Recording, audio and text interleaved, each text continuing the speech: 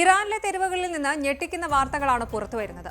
ലോകം ഇന്ന് വലിയൊരു ഭയത്തിലാണ്. മറ്റൊരു മഹായുദ്ധത്തിന്റെ നിഴലിലാണോ നമ്മൾ നിൽക്കുന്നത് എന്ന ഭയം.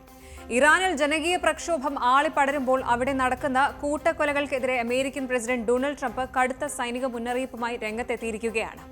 ഭരണകൂടത്തിന് നേരെ പൊരുതുന്ന ഒരു ജനതയെ ചോരയിൽ മുക്കിക്കൊല്ലാൻ ഇറാൻ ശ്രമിക്കുമ്പോൾ അമേരിക്കയും വെനസ്വേലയും ഉൾപ്പെടെയുള്ള ലോകശക്തികൾ കടുത്ത നിലപാടുമായി രംഗത്തെത്തിയിരിക്കുകയാണ്. ഇറാനിലെ തെരുവുകളിൽ ചോരപ്പുഴ ഒഴുകുകയാണ്. കഴിഞ്ഞ 2 ആഴ്ചയായി തുടരുന്ന പ്രക്ഷോഭങ്ങളിൽ കൊല്ലപ്പെട്ടവരുടെ എണ്ണം 540 കടന്നു എന്നാണ് ഏറ്റവും പുതിയ റിപ്പോർട്ടുകൾ. ഇതിൽ 490 പേരും നിരായുധരായ സാധാരണക്കാരായിരുന്നു. ഇറാനിലെ ഇസ്ലാമിക് ഭരണകൂടം തങ്ങളുടെ അധികാരം നിലനിർത്താൻ ജനങ്ങൾക്ക് നേരെ യുദ്ധം പ്രഖ്യാപിച്ചിരിക്കുകയാണ്. ഇതൊരു സാധാരണ പ്രതിഷേധമല്ല. ഇത്തവണ ജനങ്ങൾ നേരിട്ട് ലക്ഷ്യം വെക്കുന്നത് പരമോന്നത നേതാവ് ആയത്തുള്ള അലി ഖമീനിയെയാണ്. ഡിക്റ്റേറ്റർക്ക് മരണം എന്ന മുദ്രാവാക്യങ്ങൾ തെഹ്റാനിലെ തെരുവുകളിൽ സദാ മുഴങ്ങുന്നുണ്ട്. ഭരണകൂടത്തിന്റെ അടിച്ചമർത്തൽ മൂലം ഇതുവരെ ആയിരക്കണക്കിന് ആളുകൾക്ക് പരിക്കേൽക്കുകയും ഏകദേശം 10,600-ലധികം പേരെ തടവിലാക്കുകയും ചെയ്തിട്ടുണ്ട് എന്നാണ് ഏറ്റവും പുതിയ റിപ്പോർട്ടുകൾ സൂചിപ്പിക്കുന്നത്. ഇനി എന്തുകൊണ്ടാണ് ഈ ഒരു പ്രക്ഷോഭം ഇറാനെ ഇങ്ങനെ വിറപ്പിക്കുന്നത് എന്നൊന്ന് പരിശോധിക്കാം. ഇറാനിലെ 31 പ്രവിശ്യകളിലും ഒരേ സമയം പ്രതിഷേധം പടർന്നിരിക്കുകയാണ്. ഇതിനു മുമ്പ് പലപ്പോഴും പല കാരണങ്ങളാൽ പ്രതിഷേധങ്ങൾ ഉണ്ടായിട്ടുണ്ട് എങ്കിലും ഇത്തവണത്തെ സമരം നേരിട്ട് പരമോന്നത നേതാവ് ആയത്തുള്ള അലി ഖമീനിയുടെ ഭരണത്തിന് അന്ത്യം കുറിക്കാൻ ലക്ഷ്യമിട്ടിട്ടുള്ളതാണ്. ഇറാനിയൻ കറൻസിയായ റിയാൽ തകർന്നടിയുകയും പണപ്പെരുപ്പം താങ്ങാനാവാത്ത വിധം ഉയരുകയും ചെയ്തതാണ് ജനങ്ങളെ തെരുവിലിറക്കിയത്.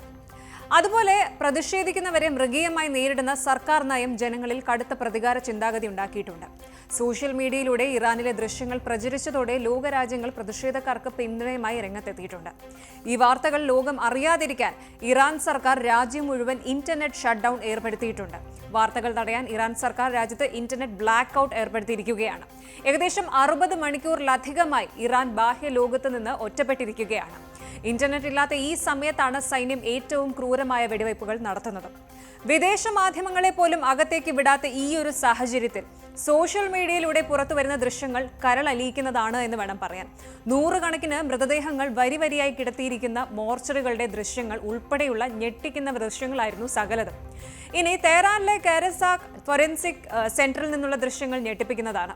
100 കണക്കിന് മൃതദേഹങ്ങൾ പ്ലാസ്റ്റിക് കവറുകളിൽ പൊതിഞ്ഞ് മോർച്ചറികളിലും വെയർഹൌസുകളിലും വരിവരിയായി കിടത്തിയിരിക്കുന്നു. ഏകദേശം 10,600-ലധികം പേരെ ഇതിനകം തടവിലാക്കിയിട്ടുണ്ട്. ഇതിൽ കുട്ടികളും സ്ത്രീകളും ഉൾപ്പെടുന്നു എന്നത് അന്താരാഷ്ട്ര സമൂഹത്തെ വല്ലാതെ പ്രകോപിപ്പിച്ചിരിക്കുകയാണ്. ഇറാനിലെ തെരുവുകളിൽ ചോരപ്പുഴ ഒഴുകുമ്പോൾ ലോകം 3 തട്ടിലായിട്ടാണ് ഇപ്പോൾ പ്രതികരിക്കുന്നത്. ഇറാനെ അനുകൂലിക്കുന്നവരും കടുത്ത ഭാഷയിൽ വിമർശിക്കുന്നവരും അതുപോലെ യുദ്ധഭീതിയിൽ സംയമനം പാലിക്കാൻ ആവശ്യപ്പെടുന്നവരും. എന്തായാലും ഈ വിഷയത്തിൽ ഏറ്റവും നിർണായകമായത് അമേരിക്കൻ പ്രസിഡന്റ് ഡൊണാൾഡ് ട്രംപിന്റെ ഇടപെടലാണ്. ഇറാനിലെ ജനങ്ങളെ സഹായിക്കാൻ തങ്ങൾ തയ്യാറാണെന്ന് ട്രംപ് പ്രഖ്യാപിച്ചു കഴിഞ്ഞു. ഇറാൻ സ്വാതന്ത്ര്യത്തിലേക്ക് നോക്കുകയാണ്. അവരെ സഹായിക്കാൻ അമേരിക്ക റെഡിയാണ്. ട്രംപിന്റേത് വെറുതെ ഒരു പ്രസ്താവനയിൽ ഒതുങ്ങുന്നില്ല എന്നതാണ് കാര്യം. പ്രതിഷേധക്കാർക്ക് നേരെ ഇറാൻ ഇനിയും വെടിയുതിർത്താൽ ഇറാനിലെ തന്ത്രപ്രധാനമായ സൈനിക കേന്ദ്രങ്ങൾക്ക് നേരെ മിസൈൽ ആക്രമണം നടത്താനാണ് അമേരിക്കയുടെ പദ്ധതി. ഇതിനായി ട്രംപ് തന്റെ സൈനിക ഉദ്യോഗസ്ഥരുമായി ചർച്ചകൾ നടത്തി വരികയുമാണ്. ഇറാനിലെ സുരക്ഷാ സേനയെ ലക്ഷ്യമിട്ട് സർജിക്കൽ സ്ട്രൈക്സ് നടത്താനും ആലോചനയുണ്ട് എന്നാണ് മനസ്സിലാകുന്നത്. അതേസമയം അമേരിക്കയുടെ ഭീഷണിക്ക് ഇറാൻ നൽകിയ മറുപടി ലോകത്തെ ഞെട്ടിക്കുന്നതായിരുന്നു. Iran parliament speaker Mohammad Bagher ഖാലിബാഫാണ് ഇങ്ങനെ ഒരു അന്ത്യശാസനം നൽകിയിരിക്കുന്നത്. അമേരിക്ക ഇറാനെ ആക്രമിച്ചാൽ 1 മേഖലയിലെ എല്ലാ US മിലിറ്ററി ബേസസും കപ്പലുകളും ആക്രമിക്കപ്പെടും. 2ാമതായി ഇസ്രായേൽ ഇറാന്റെ പ്രധാന ലക്ഷ്യമായിരിക്കും. 3 അമേരിക്ക ആക്രമിക്കുന്നത് വരെ കാത്തിരിക്കില്ല. ഭീഷണിയുണ്ടെന്ന് കണ്ടാൽ മുൻകൂട്ടി ആക്രമണം നടത്തുമെന്നും ഇറാൻ മുന്നറിയിപ്പ് നൽകിയിട്ടുണ്ട്. ഇറാൻ അമേരിക്ക സംഘർഷം മുറുകുന്നതോടെ ഇസ്രായേൽ തങ്ങളുടെ സൈന്യത്തെ യുദ്ധസജ്ജമാക്കിയിട്ടുണ്ട്. കഴിഞ്ഞ വർഷം ജൂണിൽ ഇറാനും ഇസ്രായേലും തമ്മിലുണ്ടായ 12 ദിവസത്തെ യുദ്ധത്തിന് ശേഷം മേഖലയിൽ വീണ്ടും അശാന്തി പടരുകയാണ്. അമേരിക്കൻ ഇടപെടൽ ഉണ്ടായാൽ ഇറാൻ തങ്ങളെ ലക്ഷ്യം വെക്കുമെന്ന് ഇസ്രായേൽ രഹസ്യാന്വേഷണ വിഭാഗം ഭയപ്പെടുന്നുണ്ട്. ഇനി ഫ്രാൻസ്, ജർമ്മനി, ബ്രിട്ടൻ എന്നീ രാജ്യങ്ങൾ സംയുക്തമായിട്ട് ഇറാനെതിരെ രംഗത്തെത്തിയിട്ടുണ്ട്. പ്രതിഷേധിക്കാനുള്ള ജനങ്ങളുടെ അവകാശത്തെ, അതായത് ഫ്രീഡം ഓഫ് എക്സ്പ്രഷൻ മാനിക്കണമെന്നും അക്രമം ഉടൻ നിർത്തണമെന്നും യൂറോപ്യൻ നേതാക്കൾ ആവശ്യപ്പെടുന്നുണ്ട്. തടവിലാക്കിയ ആയിരക്കണക്കിന് ആളുകളെ ഉടനടി വിട്ടയക്കണമെന്ന് European Union foreign policy chief Kaja Kallas പ്രസ്താവന ഇറക്കിയിട്ടുണ്ട്. UN പ്രതികരണവും ശ്രദ്ധേയമായിരുന്നു. UN മനുഷ്യാവകാശ വിഭാഗം മേധാവി വോൾക്കർ ടർക്ക് ഇറാനിലെ സ്ഥിതിഗതികളെ അങ്ങേയറ്റം അസ്വസ്ഥതയുണ്ടാക്കുന്നത് എന്നാണ് വിശേഷിപ്പിച്ചത്. കൊലപാതകങ്ങളെക്കുറിച്ച് സ്വതന്ത്രമായ അന്വേഷണം വേണമെന്ന് UN ആവശ്യപ്പെട്ടിട്ടുണ്ട്. UN secretary general Antonio Guterres Iran സർക്കാരിനോട് പരമാവധി സംയമനം പാലിക്കാൻ നിർദ്ദേശിച്ചിട്ടുമുണ്ട്. അതേസമയം അമേരിക്ക ഇറാനിൽ ഇടപെടുന്നതിനെ റഷ്യയും ചൈനയും എതിർക്കുകയാണ്.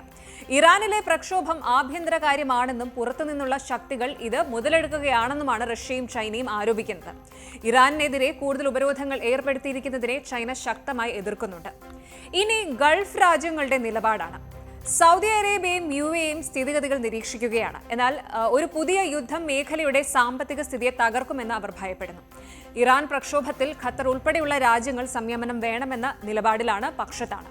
അതേസമയം ഭരണകൂടത്തിന്റെ ക്രൂരമായ അടിച്ചമർത്തലുകൾക്കിടയിലും തെരുവ് വിടാത്ത ഇറാനിലെ ധീരരായ പ്രക്ഷോഭകാരികളെ പ്രശംസിച്ചുകൊണ്ട് വെനസ്വേലൻ പ്രതിപക്ഷ നേതാവും നൊബേൽ സമ്മാന ജേതാവുമായ മരിയ കൊറിന മച്ചാഡോ സംസാരിക്കുന്നുണ്ട്. നമ്മുടെ സമയം അടുത്തെത്തിയിരിക്കുന്നു. ക്രൂരമായ അടിച്ചമർത്തലുകൾ നേരിടുമ്പോഴും 100-ലധികം നഗരങ്ങളിൽ ഇറാൻ ജനത പൊരുതിക്കൊണ്ടിരിക്കുകയാണ്. അവർക്ക് എന്റെ എല്ലാവിധ പിന്തുണയും അറിയിക്കുന്നു. ഇതാണ് സോഷ്യൽ മീഡിയ പ്ലാറ്റ്ഫോമായ എക്സിൽ പങ്കുവച്ച കുറിപ്പിൽ അവർ പറഞ്ഞത്. വെനസ്വേലയിലെ ഏകാധിപത്യ ഭരണത്തിനെതിരെ പോരാടുന്ന മച്ചാഡോ ഇറാനിലെ പോരാട്ടത്തെ സ്വന്തം പോരാട്ടമായിട്ടാണ് കാണുന്നത്. ഇറാനിലെയും വെനസ്വേലയിലെയും ജനങ്ങൾ ഉടൻ തന്നെ സ്വതന്ത്രരാകുമെന്ന പ്രത്യാശയും അവർ പ്രകടിപ്പിച്ചിട്ടുണ്ട്. ഇത് ശരിക്കും വെറും ഒരു പിന്തുണയല്ല, മറിച്ച് ലോകമെമ്പാടുമുള്ള സ്വച്ഛാധിപത്യ ഭരണകൂടങ്ങൾക്കെതിരെയുള്ള ഒരു അന്ത്യശാസനം കൂടിയാണ്. സംഭവങ്ങളൊക്കെ ഇങ്ങനെയാണെന്നിരിക്കെ തങ്ങൾക്കെതിരെയുള്ള അന്താരാഷ്ട്ര നീക്കങ്ങൾ ഇസ്രായേലിന്റെയും അമേരിക്കയുടെയും ഒത്തുകളി ബുദ്ധിയാണെന്ന് ഇറാൻ വിദേശകാര്യ മന്ത്രാലയം ആരോപിക്കുകയാണ്. തങ്ങളെ ആക്രമിക്കാൻ ശ്രമിച്ചാൽ മിഡിൽ ഈസ്റ്റിലെ അമേരിക്കൻ കപ്പലുകളും ഇസ്രായേലും വലിയ വില നൽകേണ്ടി വരുമെന്ന് ഇറാൻ റവല്യൂഷണറി ഗാർഡ് കോർപ്സ് മുന്നറിയിപ്പ് നൽകി കഴിഞ്ഞു. മനുഷ്യാവകാശങ്ങൾക്കായി പൊരുതുന്ന ഒരു ജനതയെ ലോകം എങ്ങനെ സംരക്ഷിക്കുമെന്നത് വരും ദിവസങ്ങളിലെ വലിയ ചോദ്യമാണ്. ഇറാനിൽ ഇപ്പോൾ നടക്കുന്നത് വെറും ഒരു ലഹളയല്ല, മറിച്ച് ദശാബ്ദങ്ങളായി നീറിപ്പുകഞ്ഞ ജനരോഷത്തിന്റെ സ്ഫോടനമാണ് എന്ന് വേണം പറയാൻ. ഇറാനിലെ സ്ഥിതിഗതികൾ ഓരോ നിമിഷവും വഷളായിക്കൊണ്ടിരിക്കുകയാണ്. ഭരണകൂടം തളരുന്നില്ല, പക്ഷെ ജനങ്ങളും പിന്മാറാൻ തയ്യാറല്ല. വൈറ്റ് ഹൌസിൽ ട്രംപ് സൈനിക നീക്കങ്ങൾ ചർച്ച ചെയ്യുമ്പോൾ തെഹ്റാനിലെ തെരുവുകളിൽ ജനങ്ങൾ ചോര ചിന്തുകയാണ്. ഇറാൻ ജനതയ്ക്ക് സ്വാതന്ത്ര്യം ലഭിക്കുമോ, അതോ അമേരിക്കയുടെ ഇടപെടൽ ഒരു വലിയ യുദ്ധത്തിൽ കലാശിക്കുമോ? ഇതൊരു ഭരണകൂടത്തിന്റെ പതനമാണോ, അതോ മറ്റൊരു ഗൾഫ് യുദ്ധത്തിന്റെ തുടക്കമാണോ എന്ന് വരും മണിക്കൂറുകളിൽ അറിയാം. കൂടുതൽ വാർത്തകൾക്ക് News 18 Keralam YouTube channel subscribe ചെയ്യുക.